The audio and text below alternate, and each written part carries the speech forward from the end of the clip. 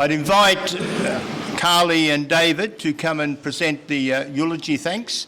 The eulogy has been put together by the family, and David and Carla will present it. Thanks.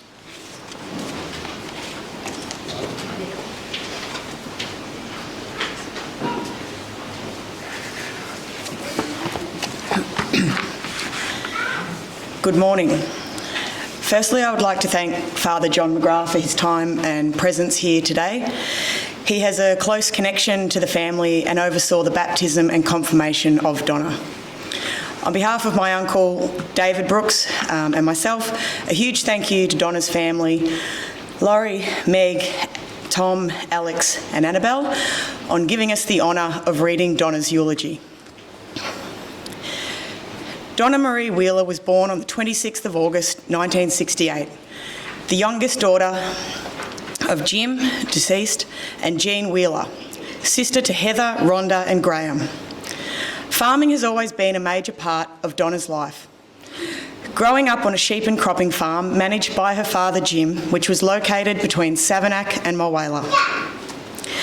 When Donna was young, she loved caring for potty calves that were usually purchased from Kevin and Veronica Brooks, and pet lambs. Donna's naming process for these pets was to use rhyming names, such as Topsy, Flopsy and Mopsy. When the pets were sold, Donna was always told that the lambs were snapped up by a local farmer and were definitely not purchased by Hicks's Butchery. At age 7, Donna became extremely ill, contracting bacterial meningitis. She spent several weeks in hospital under strict quarantine conditions. During this time, she had to endure numerous daily needles and lumbar punctures. Although Donna fully recovered from this ordeal, the experience established a deep and lasting fear of doctors and needles. This continued until only 3 months ago, when she went to get her COVID vaccine. The doctor offered her a jelly bean after the needle, and apparently Donna told the doctor where to stick that jelly bean. Like most farm kids, Donna learned to drive at a very early age. She drove a Suzuki Stockman owned by Johnny Drayton. Driving lessons lasted for hours and hours on the weekends, doing laps and laps around the paddocks, not dissimilar to her own kids' love of paddock driving. Rhonda and Donna shared a bedroom in the family home. Rumour has it that it was a bit like the Gaza Strip, with a very serious dividing line down the centre of the room. And you could certainly tell which sibling was on which side of the room. One was very tidy and the other not so much. You can decide which was which. Donna was terrified of spiders and snakes. She would use an entire can of spray on a single spider if it was anywhere near her. This vulnerability led to Donna being the butt of a few practical jokes later on in life when workmates realised just how scared she was of creepy crawlies. After the death of her father Jim, the Wheeler family moved into Mulwala. During the move to town, Donna's beloved Mickey Mouse doll, Mick Mick, was lost in transit. Backtrack searches failed to find any trace of the toy, and to this day, Donna has never really forgiven Kevin or Graham, believing that Mick Mick was deliberately thrown out along the way. Donna attended the Savernake Primary School before heading off to Corowa High School, where she completed her school certificate. Even though Donna left school at the end of Year 10 to commence full-time work, she continued her education by completing Years 11 and 12 by correspondence. Like all the Wheeler kids, Donna lived with her grandparents during the week as the school bus ran straight past their door. Donna loved school and excelled academically and in sport. Donna was merited with ducks in English, language and mathematics subjects and represented the school in netball and tennis. Sports she continued to play with great success into her adult life. Donna loved her tennis and played as often as she could. Night tennis during the week at Shepparton and Barooga on Saturdays, and also went to Country Week whenever she could align work holidays with the event. Donna started her playing career at the Roseneath Tennis Club alongside the rest of her family. Donna showed a lot of potential and after coaching from John Coleman, went on to play for Yarrawonga, Shepparton and Cobram Lawn Tennis Clubs, and finally for the Barooga Tennis Club. During her career, Donna won numerous club championships at both Cobram Lawn and Barooga Tennis Clubs. She was always excited when Wimbledon was on, as she enjoyed watching it on the TV. Donna was a keen and avid netballer and played for the Corowa High School and at Rennie and then for the Barooga Hawks.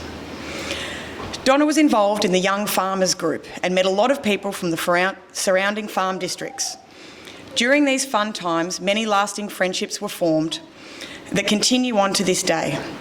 Donna's involvement with young farmers helped with her job at Brooks Grain because she knew so many of the local farmers. She knew who they had married, she knew how many kids they had, and I'm guessing she could nearly tell you the birthdays of all of them. Her memory was that good.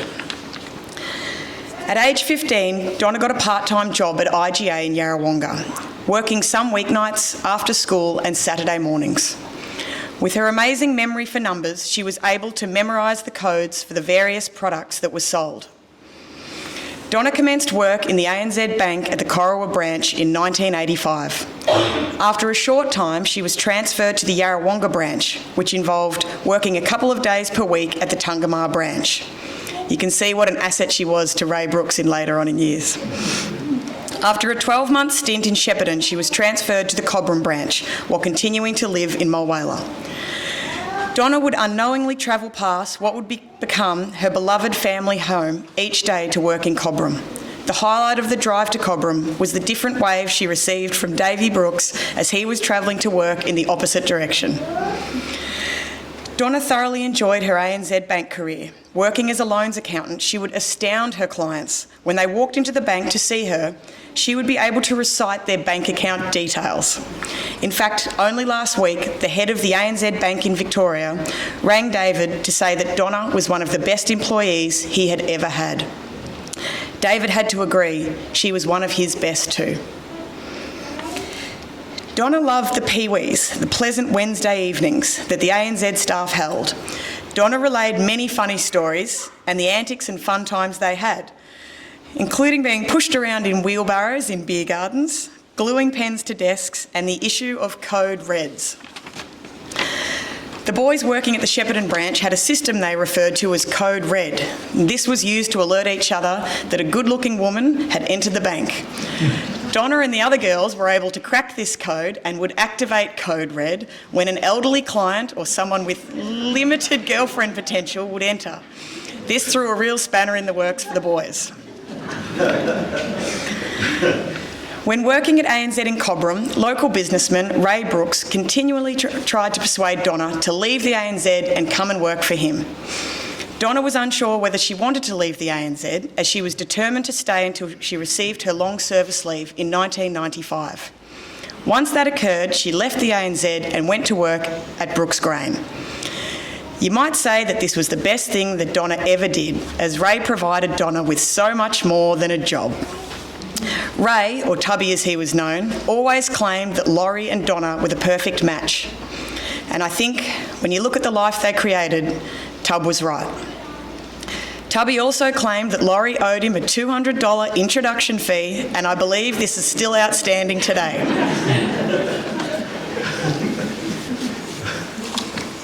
Great work, Carls. For everyone who doesn't know, I'm David Brooks. I've known Donna for 15 years. We've worked together, so she's been a great mate of mine and a great friend, and I think she'd be pretty chuffed with the crowd here today to say goodbye. But I will continue with the eulogy, the courting, engagement and marriage section. Lawrence started out with Donna at the start of 1996. This all came about because Donna's return from playing country week tennis at Swan Hill. There was a Valentine's Day card and flowers from a secret admirer. Donna rang Laurie to ask if it was him. He denied it for a start, but in the end admitted it was him. Donna and Laurie started going out a short time later. Laurie's friends became suspicious because they weren't going out with them. So that when they saw his car outside the local pub, they hid in the garden and looked through the window trying to see who he was having dinner with. They couldn't tell who it was because Donna had their back to them. Donna and Laurie were engaged on April the 12th, 1997. Laurie and Donna were asked out for tea with Ray and wife Bev Brooks, where they presented Laurie with a prenuptial agreement, which had a lot of rules attached to it. I won't read them all out, but one of them was Donna wasn't to be pregnant when harvest was on. Donna was not allowed to crutch sheep, and Donna was to be served breakfast in bed. After the engagement, Donna and Laurie built their new home in Baltimore, 10 kilometres east of Barooga. So many weekends were spent looking at display homes, and Donna drew up the plans for the house with an architect. They built the house as owner-builders using local tradesmen. They were still building the house when they got married, so it was a busy time building and planning a wedding at the same time. Donna detested the cigarette smoke, which working at Brooks Grain, she's probably the reason why most people smoked inside and outside. But the story goes, when they poured the slab at the house, Laurie's uncle Kevin Brooks was smoking on the slab. Donna told him no uncertain terms to get out of my house. He used to tease Donna by saying he'd put 2 cigarette butts behind the plaster walls because Donna and Laurie were away when the house was being plastered.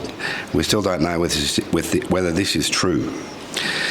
Laurie and Donna painted the house themselves, however sometimes it got a bit heated, and at one stage Donna actually painted Laurie with a roller. They had a lot of help from family members, however some got the job of painting the inside of the wardrobes and cupboards because their painting skills weren't quite up to Donna's standard. Jean and Rhonda were a great help and painted all the architraves. Laurie and Donna moved into their finished house in June 1998. Donna then started planting her gardens, which was always a work in progress. Donna did floristry classes at night time to learn more about flower arrangements.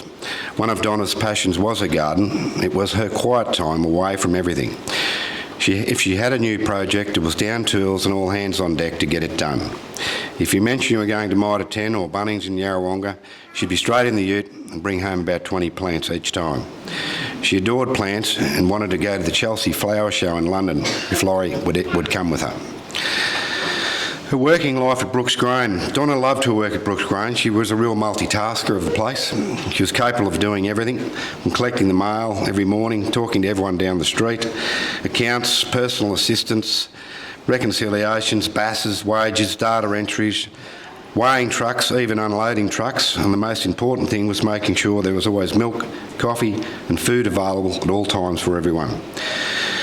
Actually, me and Donna used to have a competition most days. We'd grade our cups of teas and we were pretty good at it. We had sort of 9.4, 9.5s most days. So. But she was never one to sit around. She was always busy, and if there wasn't anything to be done, she'd go home and work on the farm. Donna loved her work and loved the social interactions with people. She was loved far and wide, from truck drivers, clients, end users, managers, as she spoke to them on a daily basis. Donna was welcomed into more into the workplace. She became one of the family. Then the arrival of the family came. Donna and Laurie were married on the 28th of March 98 and started their family not long after. James was stillborn on the 8th of January 2000, but this was followed by Megsy, Tommy, Alex and Annabelle. Donna's kids were her passion. She was involved in everything from going to little athletics, swimming at the gym with Annabelle, running the kids to the sports or work, cooking up a storm for the St Joseph's Primary School fete, umpiring netball, doing first aid and working in the canteen. Donna was always there to give a helping hand. She was very proud of her kids and what they'd achieved. Meg at uni, Tommy working on the farm, Al as an apprentice mechanic and Annabelle going very well at school at St Mary's. The kids' favourite saying at home was, "Don't tell Mum." An example of this was when Annabelle had a friend over one day and wanted to do some cooking. Laurie took them into town to buy some groceries. Laurie left them to their own devices in the kitchen. On his return, there was batter mix all up the wall and the ceiling. Laurie said, "You better clean that up before your mother gets home." So they had to get a ladder and quickly clean up the mess they had made. Don't tell Mum. Donna was a busy woman, but she tried to find time for herself, whether going for a walk at night, taking photos of the sunset, reading her favourite magazine, Better Homes and Gardens, or sitting at night doing cross-stitch or sewing. She was always doing night courses to better herself, and if time permitted, which rarely did, she loved reading books and novels. As life got busy, she decided to stop working at Brooks Grain and came home to work on the farm, along with Laurie. Donna thoroughly enjoyed this time, except the day the cows chased her and she had to clamber up a tractor to safety. Donna was always willing to lend a hand on a tractor or a harvester and was a fantastic asset on the farm. With all the kids very capable of helping Laurie on the farm, Donna decided to return to Brooks Logistics 3.5 years ago. Donna picked up where she left off, enjoying making new friends and rekindling old friendships from years ago. She loved all the blokes she worked with. She was always there to listen and help if they had any problems. She was outstanding with figures, spreadsheets, and she was an absolute marvel in the office environment. Her community service was amazing. She was part of a very active member of the local community where she lived and performed many secretarial and administrative roles in many organisations. Secretary to the Boomanooman Land Care Group for many years, she did a fantastic job overseeing many projects. The local fire brigade, where Laurie was president, and of course Donna had to write all the president's reports. When the brigade were called, Donna would always be ready to bring sandwiches and make sure coffee and tea was available. Donna also served as secretary for the Murray Football League and for the Barooga Football Club and the Barooga Netball Club over a number of years. Her daily routine required a kiss and a cuddle from each family member before they were allowed to leave the house. The same kiss and cuddle was required on the return at night. This ritual was applied and extended to family members and friends, and it's a ritual we could all benefit from. Donna absolutely adored her family and friends. She loved life. She loved living at Baltimore, and her beautiful husband Laurie and her adored children Maggie, Tommy, Al and Annabelle, surrounded by the wide open spaces and the peace and serenity of her home. A loving, caring, kind-hearted, generous person, Donna will be irreplaceable. Just to thank you on behalf of Lawrence and Donna and Meg and Thomas, Al and Annabelle, Jean and Teresa, and all the family, would like to take the opportunity to thank everyone for their support and amazing tributes, flowers, messages and visits. We didn't realise how many lives Donna had touched. We absolutely loved her and thought she was an angel at heart. If you take anything out of this, instead of shaking someone's hand and saying g'day, give them a Donna hug to make them feel loved. When I think of Donna, I think of a loving, respectful, trustworthy, honest, diligent, reliable, caring, dependable and loyal mother and person. The world is certainly a lesser place without her in it. She'll never be forgotten. I can't help thinking she'll be in heaven right now, up there making everyone a nice strong cup of tea and a slice of banana cake. Rest in peace, Don Don. We're all going to miss you. Thank you.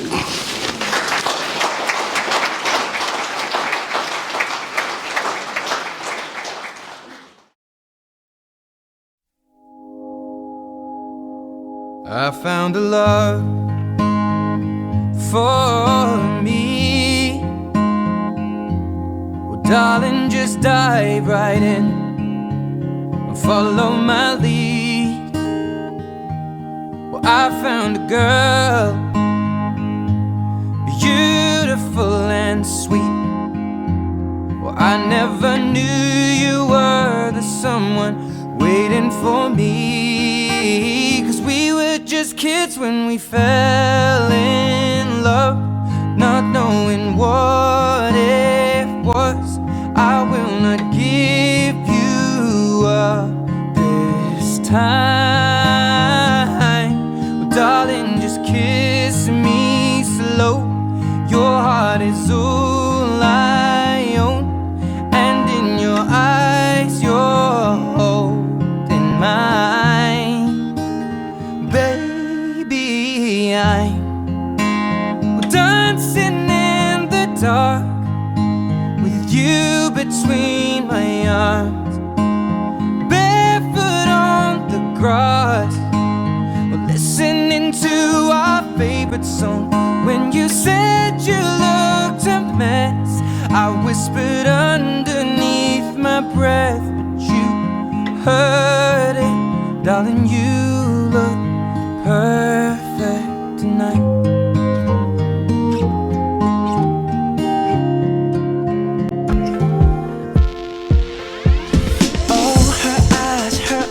Make the stars look like they're not shining. Her hair falls perfectly without her trying. She's so beautiful, and I tell her every day. Yeah, I know, when I compliment her, she won't believe me. And it's so sad to think that she don't see what I see. But every time she asks me, do I look okay, I say, when I see your face,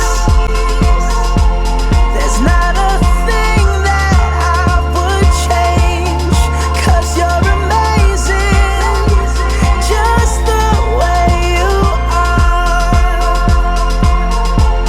And when you smile, the whole world stops and stares for a while. 'Cause girl, you're amazing, just the way you are. Yeah. Her lips, I could kiss them all day if she'd let me. Her laugh, she hates but I think it's so sexy. She's so beautiful, and I tell her every day. Oh, you know, I never ask you to change. If perfect's what you're searching for, then just stay the same. So don't even bother asking if you look okay. You know I'll say